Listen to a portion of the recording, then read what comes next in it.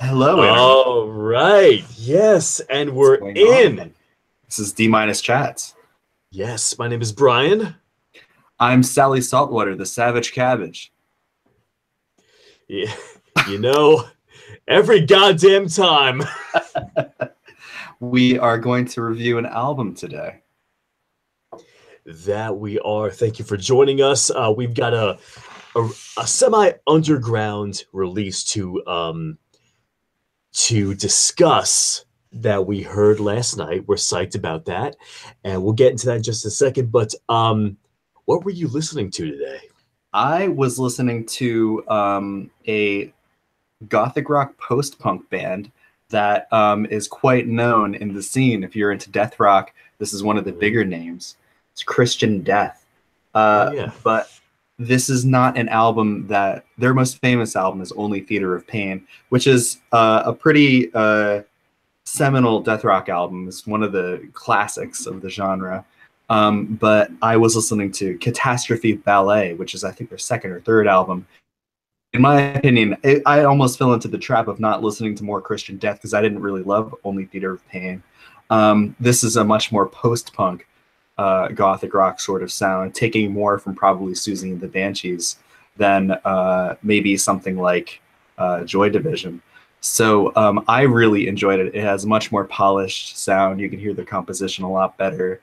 There's a lot more lush instrumentation. You can really, it doesn't come across as just like an abrasive death rock album. It's very, very cool. I enjoy it a lot. That's Christian Death with Catastrophe Ballet. Brian, what were you listening to?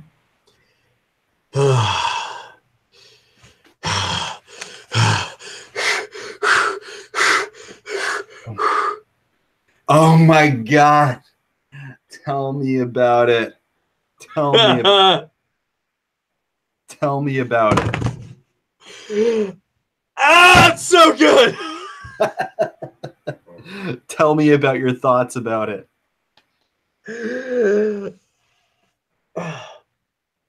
It's noisy but orchestrated. It's lush but still very dynamic. It's grating but satisfying to listen to. It is everything that I would ever want in any sort of noise hard rock hybrid album. It's so dynamic. The vocals are melodic but again abrasive and shocking and it's so aggressive. It's such an aggressive listen, but it's fun. It's so much fun. Oh my God.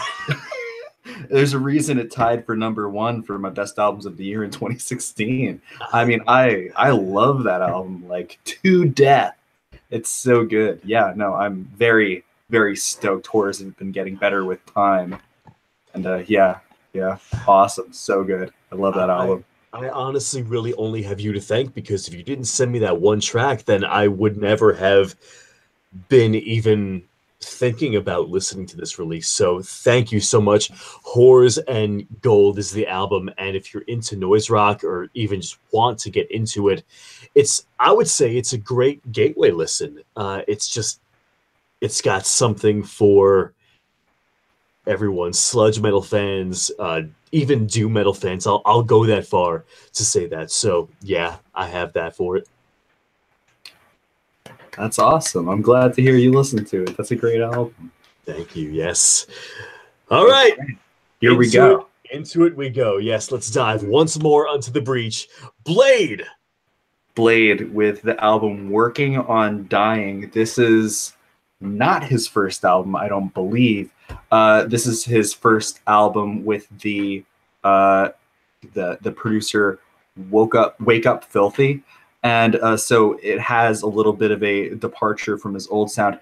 Background, Blade being a Swedish rapper, trappish cloud rapper, associated in sad circles. Not part of the sad boy crew, I am told, but still like related. Like they're often fans of Young Lean, are want to listen to Blade as well. They have collaborated before they even Young Lean is featured on a song on this new album. Typically more vocoder heavy, um, drugged up, airy sort of instrumentals, and very like trappish delivery. And what did you think of his newest effort, Brian? Well, yeah, no, I must say that I'm not the biggest fan of this sort of Swedish, not sad boy, but drugged up cloud rap. I'm not the biggest fan of it. I'm really not. What I absolutely love is the production. Now, I am so blanking on the producer's name that usually works with Bladee and Young Lean and rappers of that ilk. Um, I love the production so much because it's so atmospheric. It's airy. It's chimey. It's very dark and haunting and almost bleak. This might be the dumbest thing I ever say on D minus chats, but it sounds cold. He's from Sweden. Right, of course. It sounds like the icy fjords, and so now, Wake Up Filthy is a producer from Philadelphia. Big sort of disconnect here because now you have this sort of grounded, almost mainstream American sounding hip hop over Blade's thing he does. Yeah, which is this sort of broken English, mumble, drugged up, sad, desperate rapping sort of flow. All of that's good over the production that I'm used to on Blade's releases, also Young Lean's releases. So now that you have this sort of American mainstream hip hop with that sort of vocal, there's a tremendous disconnect. I have a tough time with that. What about you? So I've had a bit of a weird history with cloud rap. I, of course, because our entry point to cloud rap I had was Cloud Dead. So that's a lot more like outsiderish and strange and artsy. But because I liked the sound of Cloud Dead so much, I checked out more mainstream cloud rap, and ooh, yeah, Hello? like that. Kind of sounds like cloud rap, right? Am I right? Yeah, I can dig it. That's Danny Brown. So not cloud rap. Okay, hello. How is it going? Like, are you well? Did you just say hello? How's your girlfriend? I said how's it going, but you know, okay, I don't have to. Music is my girlfriend. So I started breaking into more contemporary mainstream cloud rap artists, notably ASAP Rocky, who's my biggest, like, I have the biggest hold in ASAP Rocky. That's usually my reference point for a lot of cloud rap, because he has a lot of production from cloud rap producers like Clams Casino and stuff like that do have this sort of like ambient, quasi-ambient, but still kind of like it has the trap hi-hats and that. And I think that in cloud rap and this sort of genre of music, because everything's kind of riding on the instrumentals and the production more so than the delivery most of the time, it has to be on point. It has to be excellent. It has to be like totally like A++ material. And this is like B, C+ material on this album. Wake Up Filthy is not a producer I would ever check out again. I wouldn't have even checked this out if it didn't have the Bladee name on it, you know. It's the production's okay.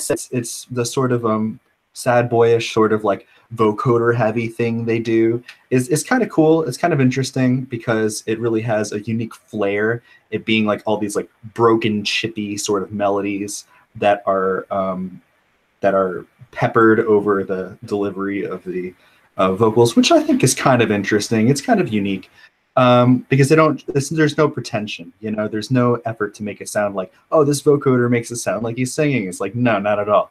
Right. It's totally vocoder. But so it's interesting, but Does it stick with me?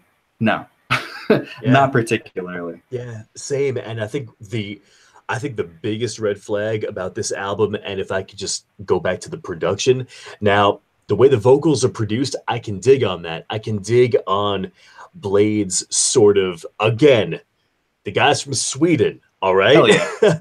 Yeah. So his sort of very laid back, almost mumbling, almost drugged out, desperate delivery again works on the old style of production.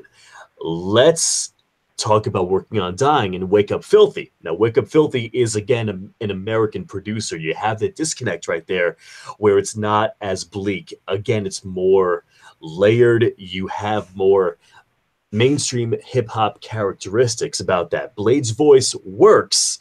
It can still work. It's very catchy. I think a lot of the songs are more catchy vocally on Working on Dying than any of Blade's previous releases. So I'll absolutely give it that. Again, I like how Blade's voice is produced. Vocoder heavy, totally. Auto-tune drenched, yes, for effect. I dig that. What I don't dig are Wake Up Filthy's nuances. Can you elaborate on what you mean by his nuances? Entirely, yes. Working on Dying has 9 tracks.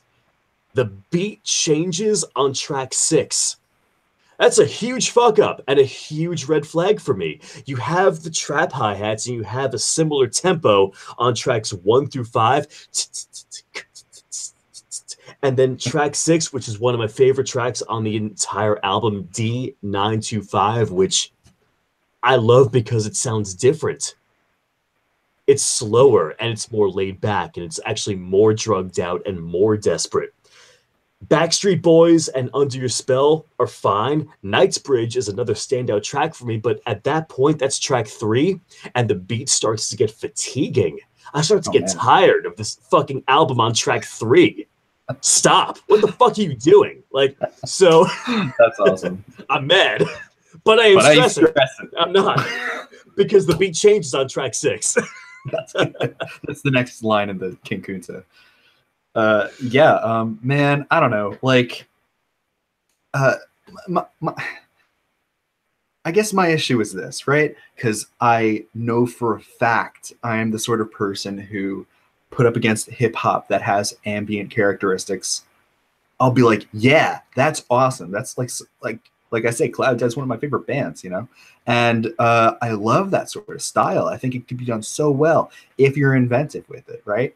But like, I think that this is just not done well. I like the idea, right? As I'm saying, like, I think that the over vocodered and auto-tuned voice is a cool idea. And I'm sure that can be executed awesomely. But it's like they're putting all their like money in making this one particular sound, and they're not really going for composition or not you know. You know what I mean? It doesn't sound like there's a lot of different kinds of like modes this album goes on. It's like they have their like one mode, and they like you say, like it stays on it. The beats get like tired after a while, and after a short while, and to me that's not. You gotta kind of make it interesting if you're gonna like make an entire like full length. Like this is 9 tracks, you know. That said, the tracks aren't that long, but still, like, I mean, track to track, if it's all gonna sound relatively the same, I am going to kind of get bored of the one mode. I'm sorry to our friend who recommended this, Melanie, who like likes this album. Or what did she say about it? Like this was not her favorite. And okay. Which is interesting to me because I think it's a matter of production as well, where it's you have that sort of disconnect. And I'll say that again, between the Swedish, almost minimalist, atmospheric cloud rap name with this American producer who, by the way, just doesn't add to it. No, I think he's the worst part. Yeah, there's no addition to the sound. If anything, it is a detraction from from Yeah, yeah. Blade's actual sound. That's why, and Melanie was saying, Gatekeeper is probably the favorite song among most Blade fans, and I'm not into it. Oh, really? Yeah, That's funny. it doesn't do it for me. Best Buy is another favorite amongst most um OG Blade fans, and I dug that one. I thought it was cool. Uh, I like Knightsbridge. I like the opening track, Red Light Moments. Indeed, I like D925. But aside from D925, I like the other tracks because they are really, really catchy. But Blade's not supposed to be catchy. No, no, that's not something that I usually associate with that. Yeah, so we're kind of doing this wrong, I guess. Yeah, I don't know, man. I gave it a shot. What it sounds like to me is Wake Up Filthy is like trying to like mimic the ASAP Mob, and he's just kind of doing a lackluster, mediocre job of it. Doesn't sound like he's really like giving it like or getting any unique, interesting spins. It sounds like he's just kind of like doing a milk toast version of something Claims Casino would do. Yeah, man, I like Lordship. I thought that was a kind of an interesting song. That's the one with Young Lean on it. Yeah. It was cool to hear the two voices that it made it a little less monotonous for me. And it had like a kind of a chippy beat, which I dug. And the other two standout tracks for me were Under Your Spell and D925 because they were dreamy. Under Your Spell had some heavy bass patches, which I appreciated. But yeah, like it's underwhelming, it's not, even like as far as sad boy shit goes, it's underwhelming for me, and I'm not even really that into sad boy shit, but yeah. And it's not, let's just say this because you and I are on the same page with this, that it's not Blade's fault. The entire fault with this, I think, is Wake Up Filthy.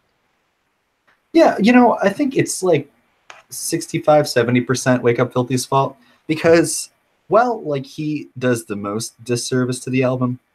Blade could have done some stuff differently too, I mean, because it's like kind of catchy, but like I think there was one part, it was like on like one of the second to last tracks or something, where he kind of changed his delivery and he like kind of like had this like gruff like huh. Yeah, it was Best Buy. He went, like tried to sound like DMX to the best of a Swedish boy's ability, right?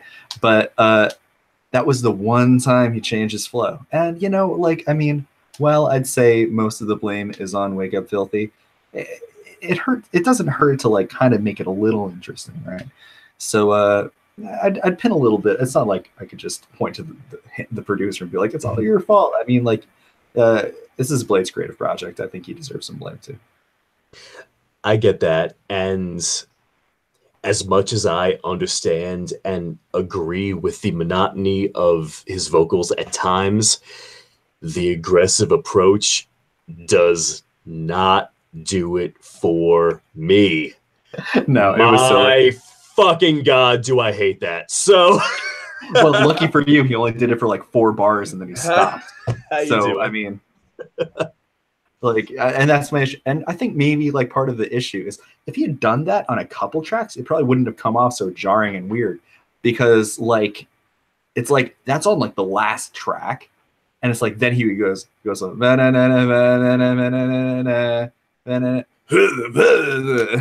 just like, it's very sudden and like, okay, how's it going?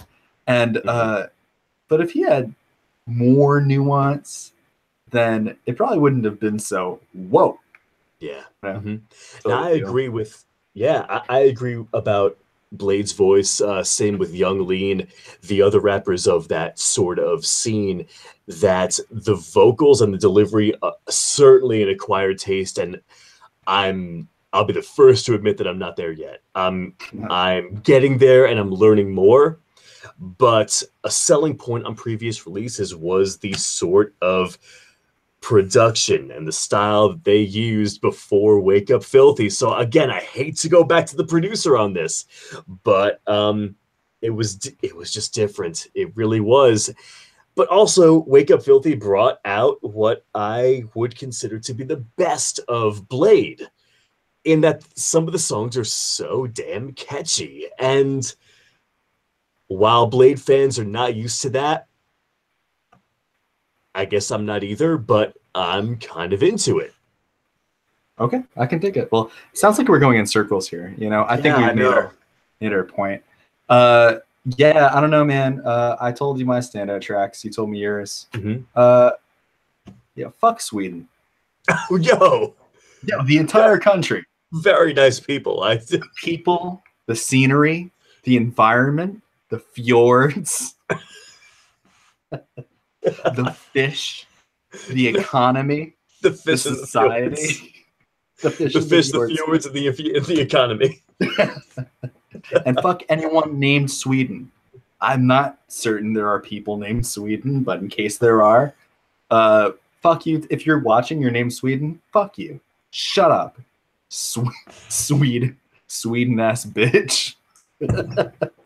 I'm gonna name my son and or daughter Sweden. That's awesome. Yeah. Yeah. All right. Terrible. Well, That's that's reasonable. I like at the gates. I'm Mhm. sorry. What were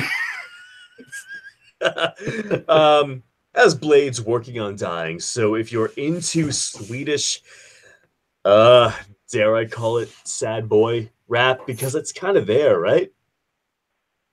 Yeah, Yeah. I think so. If you're into it, let us know.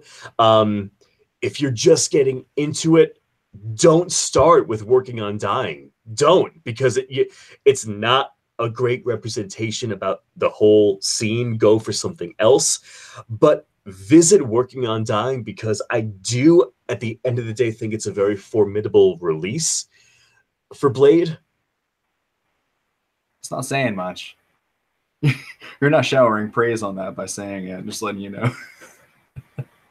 But yeah, I mean, you know, I think there's better releases in that. So I think some of Youngling's stuff is pretty cool. But yeah, you know, what are you gonna do? All right, man. We're D minus chats, and you know where to plug in the aux cord.